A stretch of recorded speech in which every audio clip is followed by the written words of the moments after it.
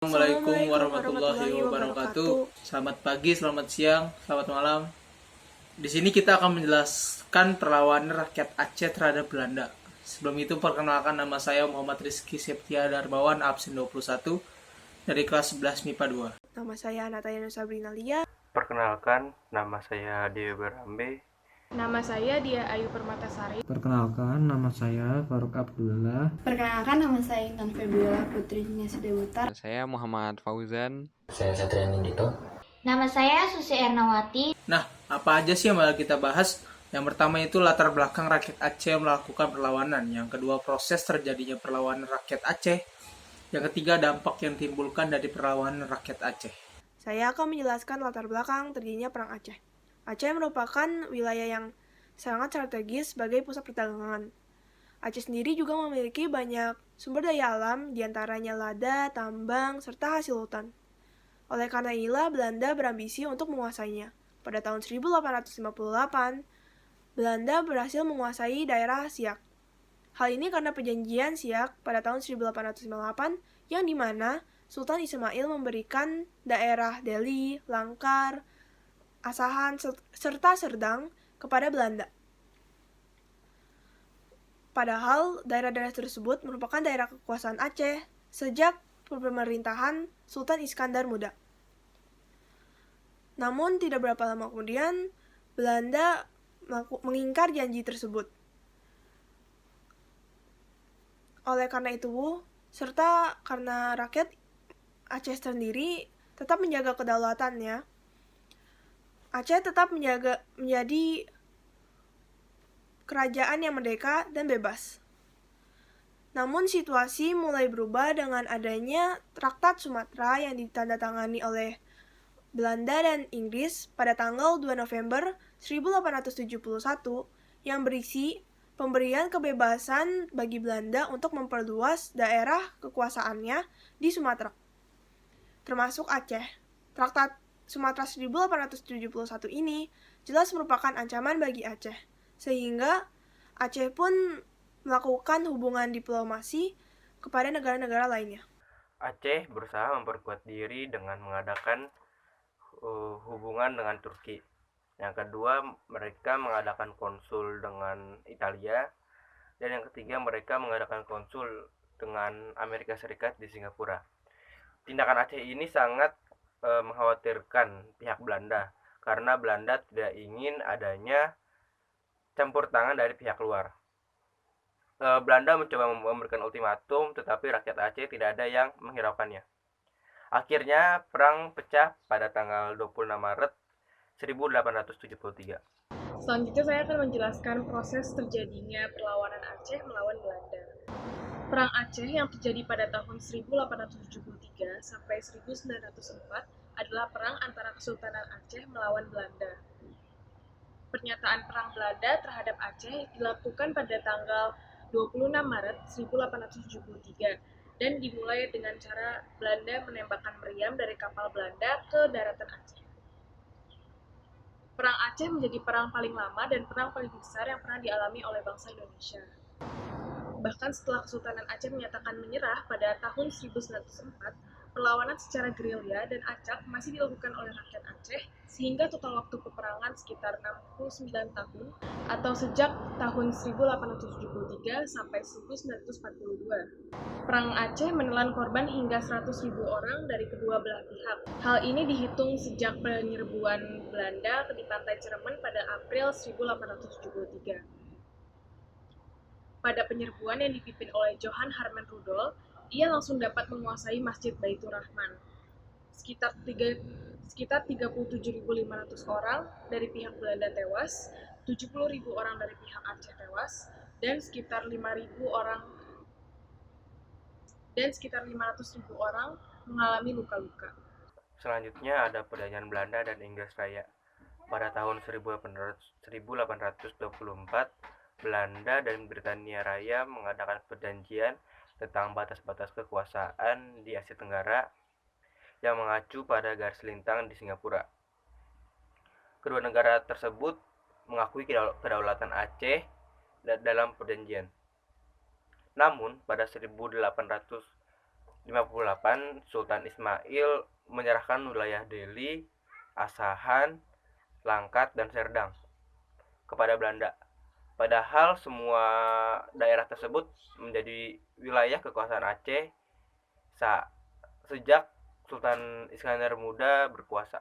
Aceh menuduh Belanda tidak menepati janji, sehingga menenggelamkan kapal-kapal Belanda yang lewat perairan wilayah Aceh. Perairan Aceh menjadi sangat penting untuk lalu lintas perdagangan sejak dibukanya terusan Suez oleh Ferdinand de Lesseps. Kemudian perjanjian London 1871 itu tahunnya kembali disepakati antara Inggris dan Belanda.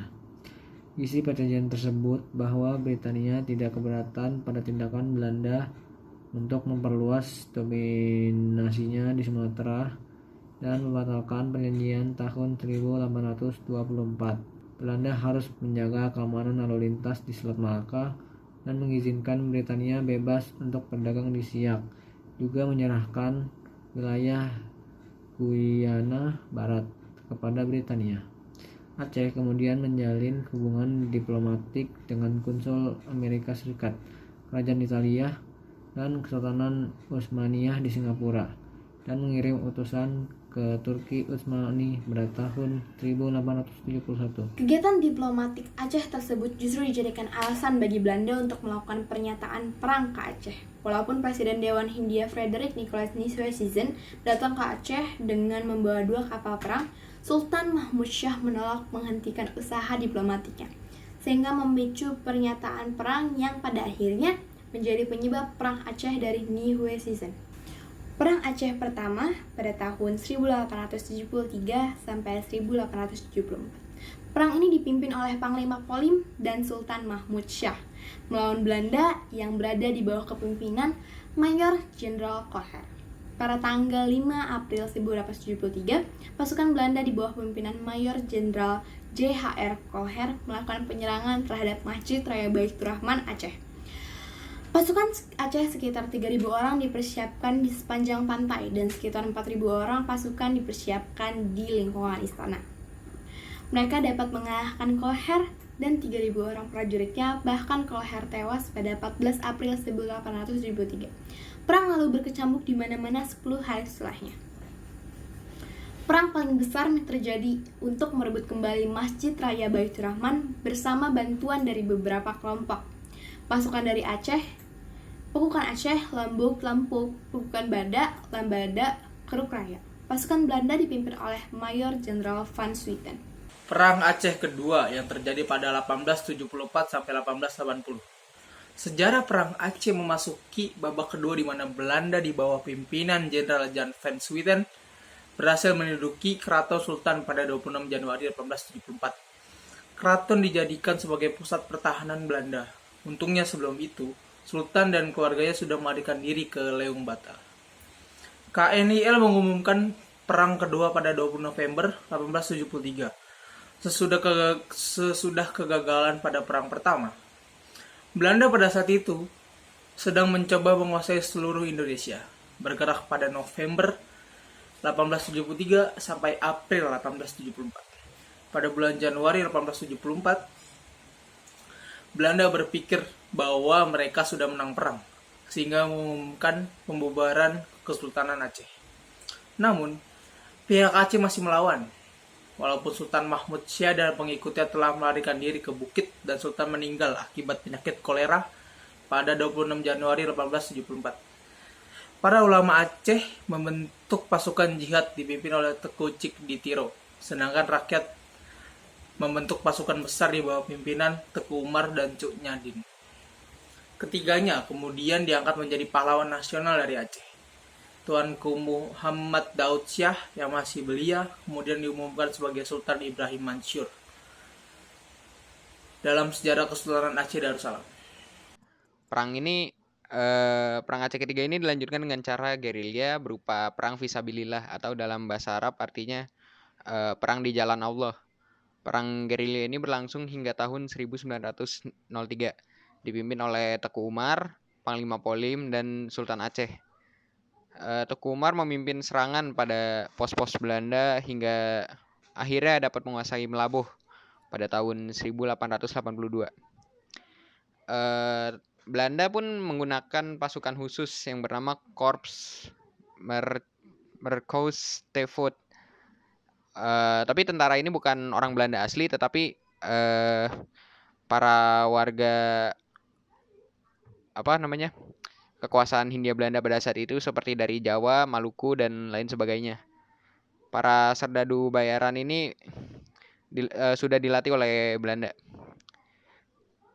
Penyerbuan dilakukan terus-menerus oleh pihak Aceh hingga pada tahun 1899 pasukan Aceh disergap oleh Belanda oleh pasukan Van der Dusen di Melaboh. Lalu komandannya Teku Umar gugur dan digantikan oleh Cut Nyak Siasat Belanda. Jadi Belanda itu mengirim, kalau zaman sekarang sih bilangnya kayak mata-mata gitu, kayak mata-mata CIA gitu. Mereka mengirim orang namanya Snoek Hurgronj. Tapi orang ini bukan mata-mata biasa, dia udah belajar tentang Islam, bahasa Arabnya fasih. Dia belajar Islam sampai ke Mekah malah. Jadinya orang-orang Aceh menerima dengan senang hati kan. Udah setara imam ininya lah pendidikan agamanya. Tapi niatnya buruk. Belajar agamanya salah tujuannya. Nah, karena si Snoek ini udah menyusup ke rakyat-rakyat Aceh, dia bisa membocorkan informasinya tuh ke orang-orang Belanda. Seperti si Van Hertz meniru taktik perang rakyat Aceh, yaitu perang gerilya. Dia menguasai pegunungan dan hutan-hutan rimba pada Aceh. Dia di Aceh. Belanda pun menculik anggota keluarga pejuang Aceh seperti Permaisuri Sultan dan Tengku Putro pada tahun 1902. Putra Sultan Tuanku Ibrahim ditawan oleh Van der Motten hingga Sultan menyerah pada 5 Januari 1902. Cut Nyadin juga berhasil ditangkap dan diasingkan ke Sumedang. Van Hertz sebelumnya telah menyiapkan traktat pendek yang harus ditandatangani oleh pemimpin Aceh yang menyerah. Di perjanjian tersebut, Sultan Aceh mengakui bahwa daerahnya menjadi bagian dari Hindia Belanda dan tidak akan mengadakan hubungan internasional dengan kekuasaan lain di luar Hindia Belanda. Seperti misalnya kan Aceh tadinya punya hubungan apa ya bilangnya? Ya ada hubungan diplomatik lah dengan seperti kerajaan Turki Ismani pada masa itu. Selanjutnya ada dampak-dampak yang ditimbulkan akibat perang Aceh, seperti dampak politik. Pada Desember 1873, Aceh dipimpin oleh Letnan Jenderal Van Swieten. Lalu Belanda memproklamirkan bahwa kerajaan Aceh telah ditaklukkan. Dan yang terakhir, Belanda mengambil alih pemerintahan Aceh, lalu mendatangkan pegawai negeri Belanda serta bangsawan Aceh hanya bertindak sebagai kepala adat. Lalu ada juga dampak hukum seperti kolonialisme berpengaruh pada norma dan aturan yang berlaku di Aceh. Lalu Belanda melakukan kolaborasi antara sistem hukum adat tersebut dengan sistem hukum kolonial. Lalu Aceh tidak boleh berhubungan dengan bangsa lain kecuali bangsa Belanda. Dan Aceh harus menaati pemerintahan dan peraturan Belanda. Dampak ekonomi itu terdapat 3. Yang pertama itu banyaknya inflasi di berbagai kebutuhan membuat rakyat Aceh semakin melarat sehingga terciptanya rasa dendam akibat perang Aceh itu semakin membesar. Yang kedua, menurunnya simpanan anggaran akibat perang ini. Yang ketiga, banyaknya warga yang tewas membuat Aceh krisis ekonomi. Dampak sosial budaya. Dampak sosial budaya akibat perang Aceh ini ada 2. Yang pertama, terbakarnya bangunan-bangunan Kesultanan Aceh akibat perang Aceh.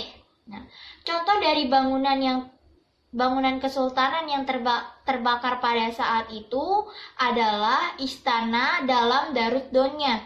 Selain itu, ada pula Masjid Raya Baitur Rahman yang ikut terbakar pada masa perang Aceh. Namun, kini diperbaiki dengan arsitektur yang baru.